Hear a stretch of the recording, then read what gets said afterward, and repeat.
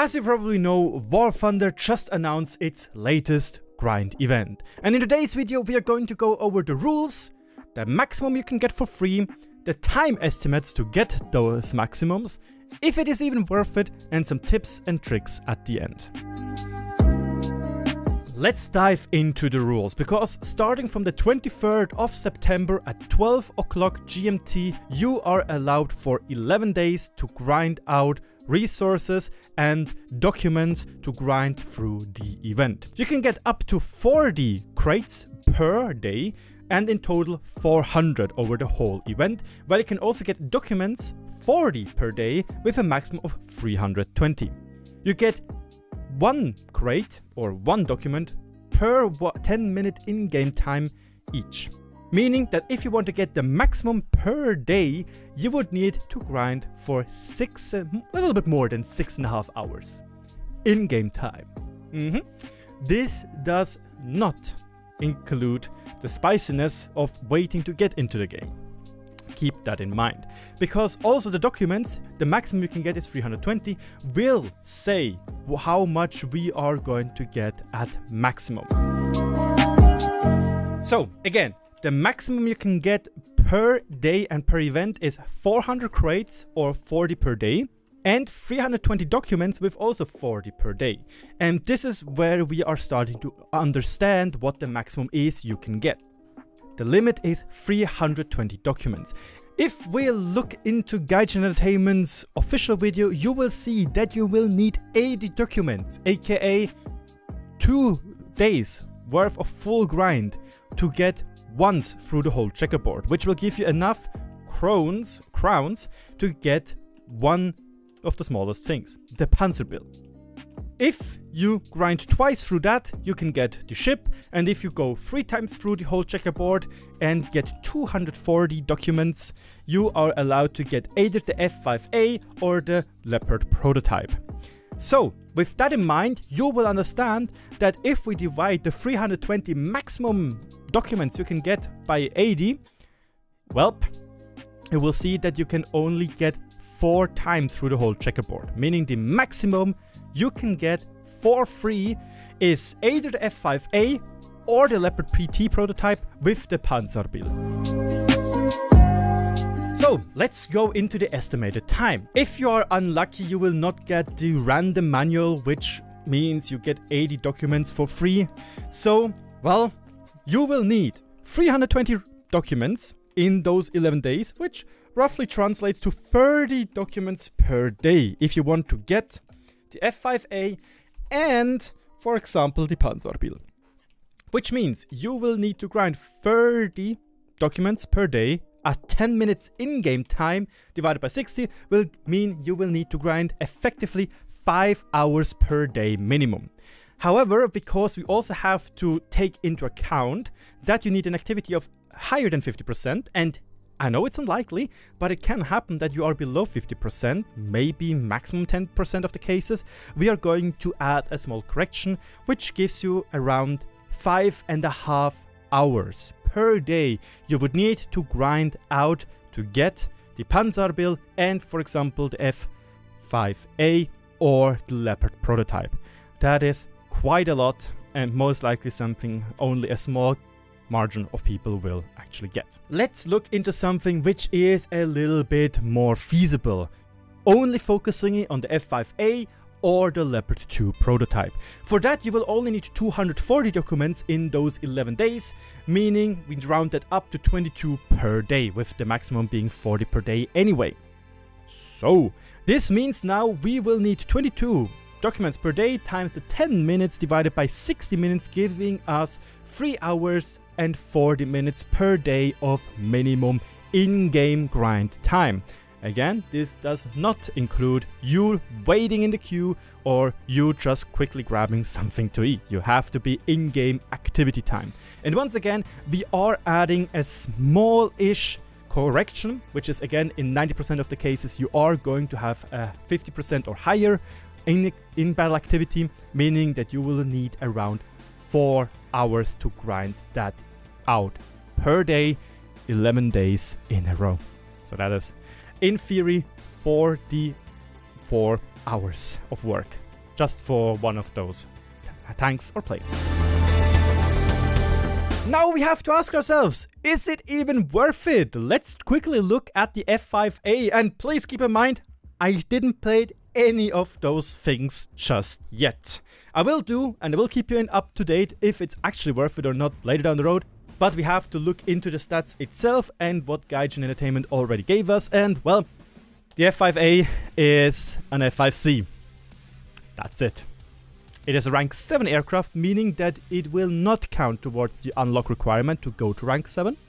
And it's literally the same. It has the same armament as the F5C. It is a little bit lighter, if I'm not sure. And it gets RWR instead of only flares and chef, what the F5C has. But that's it. Nothing else. If you want to have a premium, go for it. The F5C is there. This is basically what you're grinding for. So, looking at the PT16T40 mod or the Leopard prototype. Well, this one is a lot more interesting. Because Leopard 2 hull, so it's pretty far quickly, but a rather weak turret compared to the Leopard 2K, the same gun as the Leopard 2K, with the same round selection as the Leopard 2K, and it's an auto-loaded 120mm gun with, as far as I know, a 9-round ready rack with a 4-second interclip reload.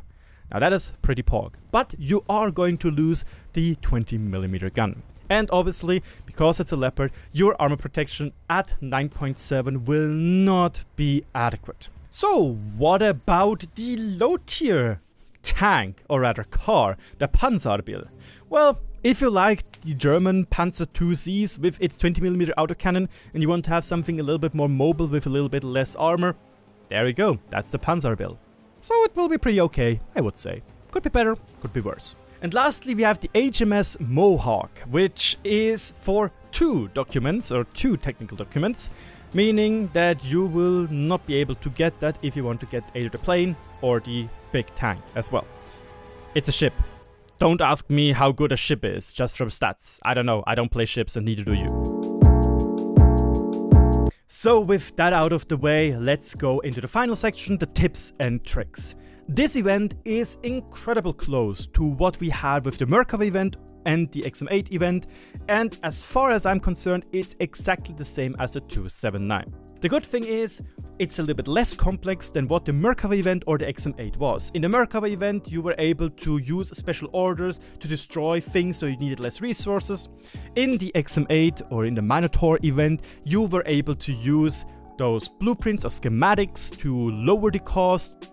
Kind of annoying as well. Here it's just plain grinding, use the materials you get to unlock and build the requirements to go through the tree once. Very important compared to a star event like we just had for the Buccaneer or the BMD4. Wins or losses do not matter.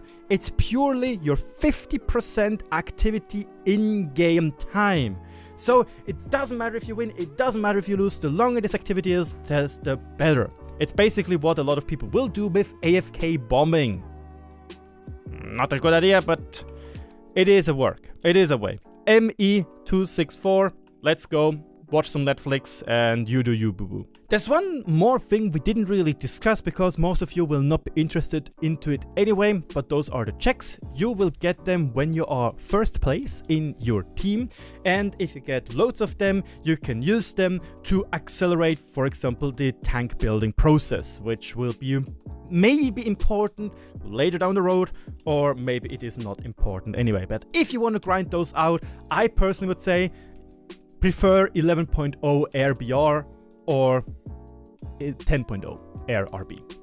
Because at the moment, Sweden, Japan and Great Britain with the Jagdwiggen, with the F4EJ Kai and with the FGR2, FG1, as well as the F104G are incredibly good at gaining victories and being top of the leaderboard. All of those have 20mm guns, Balkan guns, except for the Jagdwiggen. So yeah, they're all very, very good to grinding out XP and be first in your team. Even though AFK bombing with the ME264 might be better for game time, I do think that tank battles will be most of the time the best for that, because you have many opportunities to grind out the specific activities so you don't lose time. It is very important for you to focus on playing right now, because even if you decide to always open your boxes immediately, you will always lose a tiny bit of time, because after the time ended of gathering all the resources, you still have 7 days left to try and build everything down. Use the market, move the gaijin market, get all the remaining crates open, etc, etc. So right now, in the first 11 days of the grind, it is very important for you that you do grind, and you do grind that stuff out. Don't forget, there are loads of people out there which will try to get some small bug. Meaning that the black market, or you can call it the marketplace, gaijin market, will be your friend to finding out the remaining small things you will need and you want to have. It is important to notice, however, that obviously at the end of the event it can go either a lot more expensive or it can get a lot cheaper depending how quickly people want to sell it. But from my experience, at the end of the event, materials become a lot cheaper because everybody just wants to get as much as possible and throw them out. And lastly, I've mentioned it before, basically if you want to get one of the top tier rewards, you need to work 44 hours bare minimum in these 11 days. So if you really do have a job, don't grind it.